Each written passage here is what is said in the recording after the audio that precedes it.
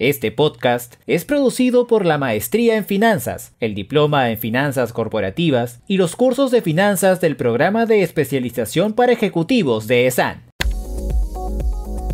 Economía y Finanzas, un podcast sobre las principales noticias y novedades de las finanzas corporativas, el mercado de capitales y la situación económica del Perú y el mundo. Buenas a todos, vamos a empezar el podcast de hoy, tenemos el gusto de tener a nuestro invitado, el ex ministro de Economía, David Tuesta, quien nos va a comentar sobre la reforma del sistema previsional y va a hacer unos análisis y perspectivas del sistema previsional. Muchas gracias, David, por tu participación aquí en ESAN. Este es el tercer podcast que estamos realizando con expertos en economía y finanzas. Cuéntanos, David, ¿qué opinión te merece las últimas reformas que están haciendo en el Congreso? Por ejemplo, la de ayer o la de hace 2 días, que es el retiro. Inicialmente iba a ser el 100% y luego pasaron a un monto menor, ¿no? de 3 UITs para el retiro previsional, ¿no? ¿Qué opinión te merece? ¿Es positivo, es negativo esta medida que está haciendo el Congreso? Perfecto, Jorge. Primero que nada, muchas gracias por invitarme. Me gusta tu pregunta porque plantea las cosas realmente como son.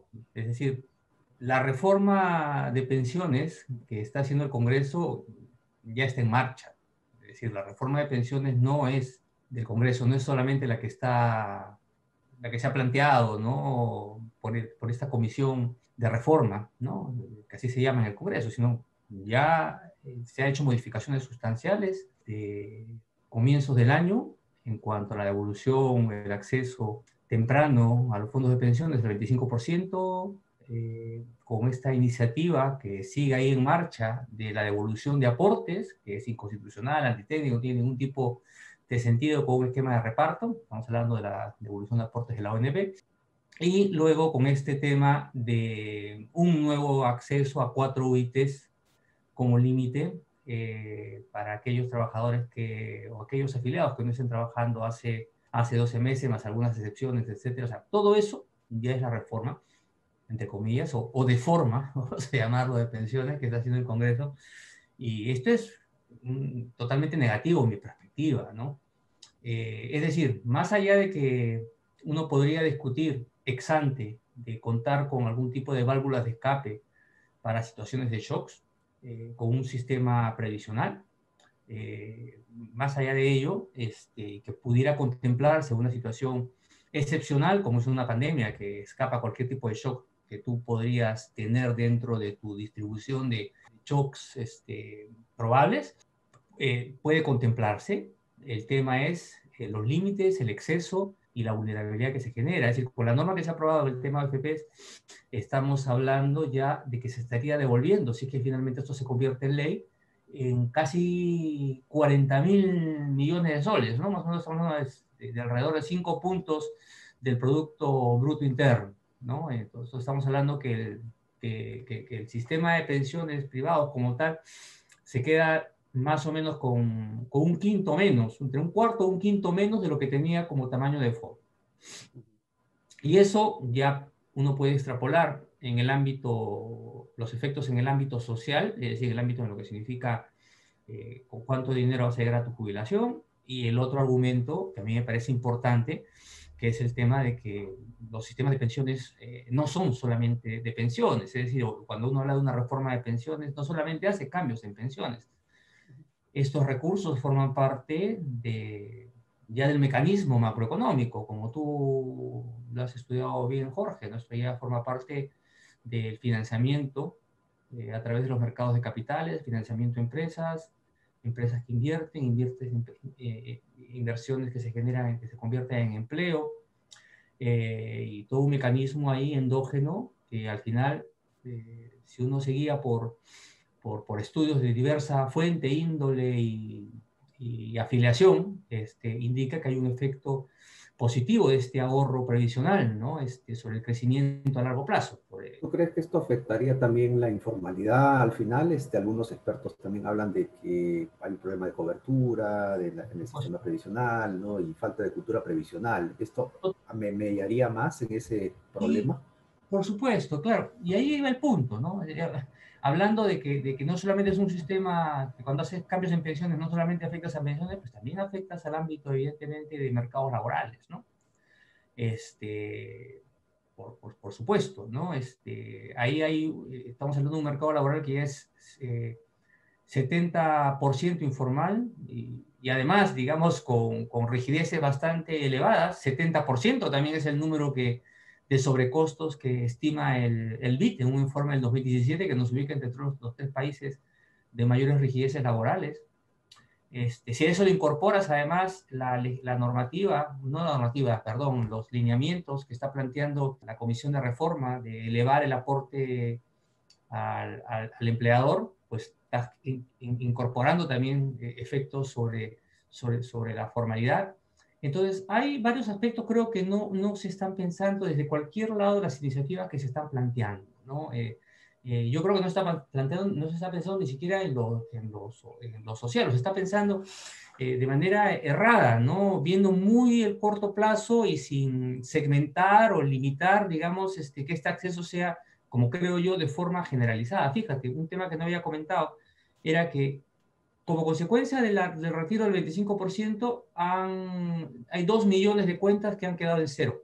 Y con este otro retiro se estima que serán otros 2 millones de cuentas más. Es decir, estamos hablando de 4 millones de cuentas que van a quedar en cero luego de esta norma, ¿no? Entonces, mucho o poco, si esto te daba baja pensión o era un dinero que estaba previsto que te pudiera servir para esa etapa. Es más, hay un grupo de contribuyentes, de aportantes que han vaciado su cuenta y cuando tenían la opción, o algunos años más de trabajo, muy pocos, de cumplir con los criterios de jubilación y obtener salud.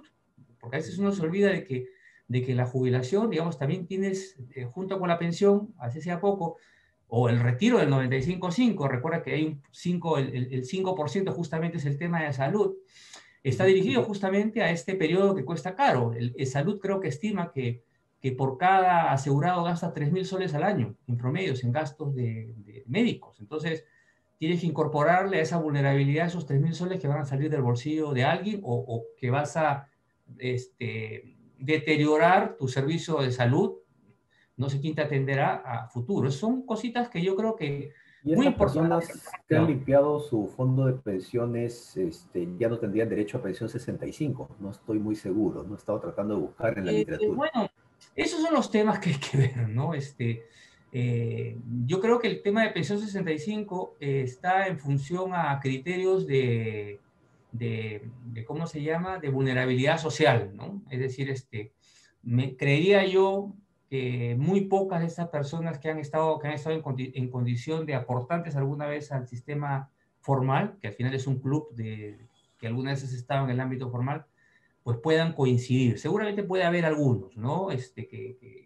Pero no sé cómo interactuaría ahí, ¿no? Claro, hay que ver luego qué reforma sale, ¿no? Entonces ahí el escenario puede cambiar Sí, también. hablando justo de reforma, sabemos cuando estabas en el ministerio, estuviste elaborando una reforma, una integración muy parecido, corrígeme si me equivoco, Sí. una propuesta muy parecida a la OCDE o muy también apoyada por la OCDE y con el BIT, ¿no? Así es. Un poco, claro, no tenemos mucho tiempo, pero nos puedes un poco para instruir, porque este podcast va a ir a empresarios, somos escuela de negocios, va a ir a alumnos de negocios, va a ir a gente que también está en el sistema previsional en 100%, diría yo. Entonces están preocupados, igual que yo, qué va a pasar con nuestro dinero, y sobre todo, cuál es esa propuesta que estás mencionando, que es muy interesante y que ya ha sido nuevamente vuelta a traer en los medios y te han estado llamando nuevamente, ¿no? Porque se dejó en el tintero y no pasó, no se ejecutó por alguna razón. Entonces, un poco a grosso modo, para que entienda la población, ¿cuál es esa propuesta y cómo contrastaría con lo que está, con lo que, con lo que se está haciendo ahora en el Congreso, la situación existente, ¿no? Sí, mira, yo daría un paso atrás, permíteme, Jorge, simplemente para señalar un punto que me parece que es el principal en cualquier reforma. El primero es que son muy importantes los procesos, ¿de acuerdo? La comisión en la cual yo participé en el año 2017 era una comisión diversa, con diferentes visiones sobre el sistema de pensiones. Evacuamos después de un debate intenso, porque todos, en el tema de pensiones no hay un pensamiento igual, ¿de acuerdo? Hay diferentes formas de ver las pensiones bajo diferentes consensos sociales en sus países, las diferentes realidades. Dijimos, bueno, esta es la propuesta que vamos a poner al debate. Y muchos, incluyéndome yo, dimos un paso atrás pues, de nuestras preferencias de lo que significaría un sistema de pensiones. Nos pidieron dar una opción para el debate. ¿Me entiendes? O sea, yo lo primero con lo cual quiero señalar que sería muy soberbio de cualquier comisión técnica, ¿no? Decir que, ¿sabes qué? Esto es, así se aprueba. Porque en la vida real no funciona así. Eso funciona para el paper. Eso funciona para la investigación, porque eres tú y tú lo sustentas y se acabó. Pero en el mundo real, de economía política, no puedes pretender eso, ¿no? Entonces, eso es lo primero. Y eso, por tanto, creo que es un elemento que se tiene que respetar. Efectivamente, en el esquema que propusimos en 2017, entre muchas alternativas, ¿no?, estaba el tema de que, oye, evaluemos el tema de ver cómo generar economías de escala. En la propuesta que teníamos nosotros, sí, se hablaba también de buscar formas de generar esto, en nuestro caso, a través de una entidad privada. Claramente, en nuestra posición, por lo menos ahí sí coincidíamos todos los que estábamos ahí, que los factores institucionales en el Perú hacían muy complicado que esa labor de búsqueda de eficiencia lo generara un público. En otros países hay que irse bien al norte del hemisferio norte para encontrar países con esa institucionalidad, ¿no? Que pueden manejar cosas muy complejas. Y es muy, entonces nosotros decíamos, pues es muy peligroso tratar de importar la institucionalidad sueca o danesa por decreto, ¿no? Porque estamos en el Perú. Entonces, nosotros sugeríamos que fuera una entidad privada. Pero no obstante ello, fíjate, podíamos al debate y de repente en su momento, como también se discutió dentro de la propia comisión, se planteaba, por ejemplo, que sabes que acá lo que realmente se requiere en el ámbito de una de las discusiones, por ejemplo, está en el tema de las comisiones, era que haya una regulación más, de repente, mucho más concientizada, centrada en el tema de buscar rápidamente convergencia en los precios a niveles internacionales. Pero eso lo podías hacer muy bien con este esquema, solo requerías otro ámbito regulador. Otra visión, ¿te das cuenta? Pero al final, tú la propuesta que coloques, ¿de acuerdo? Más allá, y mira que estoy siendo bien amplio, si propones una cuestión de reparto, por ejemplo, no puedes imponerla, porque es una... Y no porque a mí me parece que está mal el reparto, pero no se trata de porque a David Tuesta le parezca mal, porque en otros países funciona, pero son otras institucionalidades, son otros consensos.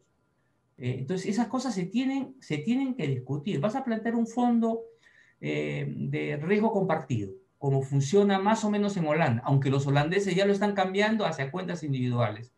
O como está en Costa Rica, que hay que contar que en Costa Rica eso te cuesta un déficit fiscal bastante elevado, de casi 9 puntos a largo plazo. Entonces, todas esas cosas hay que debatirlas. No se trata, oye, mira, que Costa Rica tiene un fondo de riesgo compartido, y Holanda lo tiene, pero oye, hay un tema ahí de promesa de pensión, hay un tema ahí de que estás haciendo cambios profundos en la institucionalidad, porque acá se ha acostumbrado a la gente, mal o bien, a elegir, y el que elige privado quiere privado. Entonces, si lo vas a tú impulsar otra cosa, que puede estar bien, vamos a partir de que puede estar bien, técnicamente, vamos a decirlo así, requiere discutirse y consensuarse. De la misma manera que una propuesta que diga, no, cuenta individual pura, también requiere reafirmarse y consultarse, ¿no? O sea, sobre todo con no se hacen así porque el documento técnico, y eso es otra cosa de esta reforma, que no hay documento técnico, de esta propuesta, que no hay documento técnico. de ahí, partes de ahí, ¿no? Lo primero de donde partes es documento técnico, sustentar tu posición. ¿Por qué está? Fíjate, para poner en contraste, a nosotros se nos pidió una recomendación en el 2017. A la Comisión de Reforma de Chile planteó en su documento las 3 visiones que había y se votó y se dijo, bueno, está ganado por votación, ¿no? En su momento, pero habían creo 21 o 25 miembros en esa comisión, era una comisión bien amplia, y ahí uno podía ver las diferentes visiones que tenían expertos de expertos en pensiones, ¿no? Eso es un poco para señalar que el tema de pensiones también es un tema de religiones, ¿no? O sea, cada quien tiene su visión del mundo y cada país funciona de su manera, ¿no? Sí, en el reglamento del Congreso no están mencionados los porcentajes que van a ir en la OPP famosa, ¿no? Al Estado, al colectivo. Y sobre todo tenemos una reputación, quizás ya soy un poco mayor ya, pero la reputación del pasado, ¿no? De gobiernos donde ha habido mucha intervención estatal y manejo de los fondos del gobierno, se ve que el Estado es ineficiente, ¿no? El sector privado está un poquito mejor, ¿no? Pero en nuevas generaciones no sé cuál sería el feeling, ¿no? Claro, exactamente, eso hay que cotejarlo, ¿no? Hay que cotejarlo. Yo, por eso creo que es muy importante no venir a interpretar así en pocos meses de lo que piensa esta generación. Debemos también distinguirnos bastante bien de cómo se hicieron las reformas en los 90, que han salido cosas bien, cosas mal, pero si queremos hacer un cambio, también deberíamos hacerlo mejor, ¿no? No porque la otra se aprobó en 2 meses, esto, porque se hace en 4 meses es mejor. Eso no es así. Ahora estamos en una situación en la cual justamente el cambio generacional, el cambio también de nuestro espacio democrático, requiere consensuar, ¿no? Si queremos parecernos por ejemplo, a Holanda, deberíamos partir pareciéndonos en la parte de los procesos. La reforma de pensiones holandesas, la nueva, se viene discutiendo más de 3 años, ¿no? O sea, y por eso quizás también le salen las cosas relativamente bien. Pero ha mencionado un temita, Jorge, muy importante, que es que la reforma o los lineamientos de reforma pueden decir que son, se busca que la reforma ahora busca ser un sistema integral, multipilar, universal. Eso no significa nada, absolutamente nada, ¿de acuerdo? Porque si no hay porcentajes, si no hay cuál va a ser esa pensión universal, si no hay un análisis de si esa pensión universal, qué incentivos o desincentivos puede generar en el mercado laboral para que la gente contribuya o siga aportando, si no me dicen qué porcentaje va a ir al fondo de riesgo compartido, qué parte va a ir al fondo de riesgo individual, si no me dicen, está muy bien que vayas ahora a prometer pensión mínima, pero si no me dices cuál va a ser esa pensión mínima, si no me dice cuál es el porcentaje que va a ir al fondo compartido, si no me dice cómo van a ser los criterios de redistribución, más peligroso aún, si no me dices quién lo va a financiar, ¿no? Y cuáles son las reglas, como te vas a asegurar que ese financiamiento o ese equilibrio que tienen que tener las promesas de impuestos, sobre todo, se vayan a cumplir, cómo se va a actualizar la pensión mínima, quién, en base a qué criterios, quién va a respetar esos criterios, va a ser una ley, va a ser constitucional, cómo se va a definir que ahora las edades de jubilación se van a ir incrementando cada año, una fórmula, ¿dónde va a ser esa fórmula? ¿Una ley? ¿Cómo vas a asegurarte que lo respete? ¿Cómo Y vas a esa tasa de asegurar? reemplazo. Claro, Esa ¿cómo tasa te de vas a asegurar que el congresista de turno diga, no, ni hablar, esto es inequitativo, ¿cómo vamos a subir la edad de jubilación? No, esto lo financia el Estado. Entonces, estas cositas no están. Hay gente que es, por ejemplo, me pongo en los zapatos de una persona que tiene 60 y tantos años, ¿no? Y tiene una cantidad insignificativa de su fondo de pensiones porque tiene, ¿no? De repente mucha gente que está escuchando, ¿no? Tiene un fondo ya de 20 años de aporte, se garantizaría una tasa de reemplazo de 50%, que sería una pensión de 6.000, 7.000 soles. Entonces esa gente dice, uy, y ahora el feeling es, ¿no? Y para que nos aclares, porque tampoco está muy claro en el reglamento, como mencionas, ¿no? Como no hay un reglamento, no se sabe muy bien qué cosa está sucediendo, ¿no? Esta persona dice, van a coger mis fondos de pensiones, van a repartir lo que no tengo, lo que no es suyo, ¿no? Eso, ¿cómo se podría ver en este esquema? Es que, a ver, lo único que hay sobre lo que estás comentando son declaraciones de miembros de la comisión asegurando de palabra, en entrevistas, que eso no va a suceder. A mí me parece que yo no sé por qué se han apurado honestamente en aprobar lineamientos en aprobar 3 paginitas o PowerPoint con estos mensajes de más Estado y riesgos compartidos, ¿no? Institución pública. ¿Por qué se han apurado en ellos si no hay sustancia, ¿no? Entonces, y dejas en blanco un tema tan importante, ¿no? Que surge al momento. Oye, y si vas a empezar a pagar o quieres pagar, ¿cuándo quieres pagar pensiones? Entonces, si vas a empezar a pagar pensiones con este nuevo sistema, vas a tocar mi dinero. Debió haber aparecido, por último, en esas líneas. Esto es de acá para adelante, ¿no? Hoy solo estamos confiando en la palabra de algunos miembros de esta comisión diciendo que eso no va a suceder.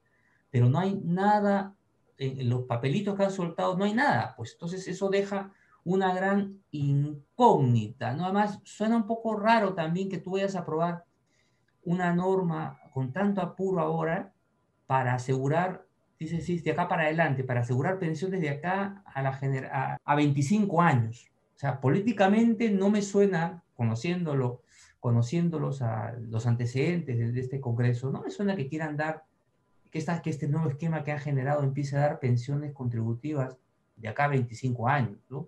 A mí se me ocurre que esto va a querer dar pensiones de acá a 3, 4 años. Y eso implica una transición, que es lo que está detrás de tu pregunta. Entonces, el tema es de dónde va a salir el dinero. ¿Del fisco? No creo. No hay, estamos hasta el cuello. Ya lo estábamos antes. Más ahora. Claro. Ahora peor. Entonces, la mirada, la sospecha es, vas a mirar los fondos actuales acumulados. Te dicen no, pero ¿por qué? O sea, el tema es cómo voy yo a creer a este Congreso, que ese es el otro tema, ¿no? Estamos en un periodo electoral, ¿no? Un Congreso que tiene todos los antecedentes de estar aprobando normas de carácter anticonstitucional, antitécnicas. ¿Por qué tengo que confiar que ellos van a hacer la reforma técnica? O sea, es el peor momento también para hacer una reforma, para ser sincero, ¿no? Y la opción de una AFP estatal, bueno, viendo tu discurso y analizando, leyendo un poco tu discurso, creo que no sería tampoco una opción. Algunos dicen que la AFP estatal podría bajar comisión porque podría competir con la AFP privada. No te doy mi opinión, sino lo que están hablando los que están a favor de ese esquema, ¿no? En Chile está la discusión sobre la AFP estatal también, igual. Van a cambiar la constitución también en algún momento. El tema de la AFP estatal adolece del mismo problema. El tema es que, mira, vamos a poner, yo en ese punto tengo mi posición. Mi posición es, no deberías darle en principio esta gestión al Estado, menos Estado empresarial. Pero igual, ¿no? O sea, si quieres abordarlos, hay tantos técnicos también, hombre, reputados, ¿no? Este país, que abogaban por esa tesis. Hay que discutirlo, ¿no? Eso no se puede imponer. Justamente no imponer. A mí me parece que es un poco recomendable en un país en el cual no hay instituciones, ¿no? Sólidas que soporten funcionamientos del Estado de manera independientes, orientados a la eficiencia, ¿no? Es básicamente nuestra experiencia grande y hasta ahora son bastiones de generación de clientelismo político. El hecho de que solamente puedes encontrar 1, 2, 3 instituciones, ni una mano, Banco Central, ahí la SBS, pero el Banco Central con una gran distancia, ¿no?, institucional respecto a la SBS, y quizás SUNAT, también bastante más bajo institucionalmente que SBS.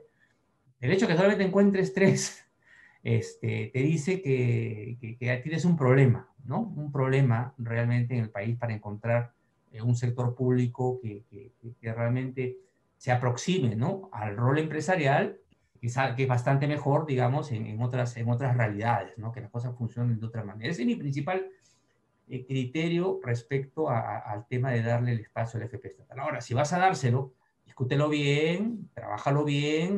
Hay una distancia grande también entre una FP estatal, que vendría a ser, vamos a poner, equivalente de una ONP, por lo menos ya tienes una ONP, o sea, entre eso, respecto a tener algo que se convierta en la gestión completa del sistema y que empiece a regir sobre, por ejemplo, cómo serían los criterios para que los fondos de pensiones o los gestores, quienes fueran, inviertan. Eso no te lo puede blindar, ese blindaje no lo puedes asegurar hoy por nada. súper complicado, ¿no? Y por más que tengas un fondo consolidado de reserva, hace las cosas relativamente bien, gestiona, pues, no sé, una cantidad muy pequeña respecto a lo que significa todo el fondo de pensiones. No hay comparación. Y son Más la gestiones confianza en la reputación del Estado también, ¿no? Que está exactamente, aumentando ¿no?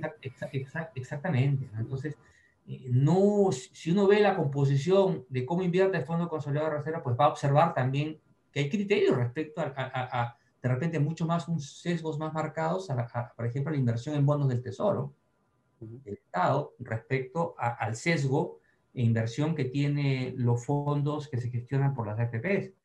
Y esto, si tú lo extrapolas, puedes decir, oye, ¿por qué no en algún momento a algún funcionario o algún político de turno se le puede ocurrir que ahora sí, que eres un gran demandante de papeles, pues te conviertas casi en el comprador exclusivo de las futuras deudas que vaya a emitir? Y esto sucede en República Dominicana, que tiene esquemas de ese tipo, sucede en El Salvador, donde prácticamente por ley las normativas de AFP pues llevan a comprar básicamente casi el 70-80% en endeudamiento público, ¿no? Entonces, hoy hemos ganado una institucionalidad en la gestión de activos, ¿no? Eso no es gratuito, ¿no? Es decir, ya han pasado varios años, eso es lo que hace, de repente puede haber, esto que te comento puede ser un riesgo en los inicios, pero hoy ya nadie cuestiona la manera, y es el Banco Central quien determina, además, ¿no es cierto?, de alguna manera las inversiones en el extranjero, tienes un Banco Central que de alguna manera también define cuál es la manera de organizar el portafolio. Nadie se mete, ¿no? Con los años ya se ha estructurado claramente esa institucionalidad. Vuelves a crear otra, yo creo que los riesgos claramente vuelven a reaparecer, ¿no? Entonces, por eso otras razones yo te diría que se requiere mucha discusión. Como te digo, mi posición es negativa completamente a ello, pero repito, ¿no? Yo creo que el gran problema de todo este rollo en que estamos hoy es no contar con un informe técnico muy detallado y no establecer claramente el proceso de debate de cualquier cosa técnica, sumamos, pero que se le puede ocurrir a alguien, ¿no? Y ya sabes que en este tema de lo técnico hay posiciones de todo tipo. Sí, estamos ya por terminar el podcast, es media hora más o menos. Una última pregunta y para no tomar más de tu tiempo, tu valioso tiempo, y muchas gracias por ello. Acá nos está comentando un poco una pregunta de fuera del foro, hacia futuro, ¿cómo ves tú este esquema? Es una pregunta bastante general, un poco difícil de contestar, pero considerando las opciones que se están armando en el escenario político y nuevamente con el tema previsional. Sí. ¿Has visto alguna propuesta interesante de alguno de los partidos? ¿Hay algo? Parece que reflejaría un problema de planeamiento estratégico nacional, ¿no? Sí, efectivamente, yo creo que va a ser como siempre, ¿no? Las propuestas van a estar siempre concentradas en el cortísimo plazo. Hay un tema, ¿no? Que no hay que perder de vista, ¿no? Hoy el escenario está completamente contaminado por la situación económica, política en la que nos encontramos, ¿no? Estamos en elecciones con pandemia, ¿no? Ese es el escenario que se nos presenta.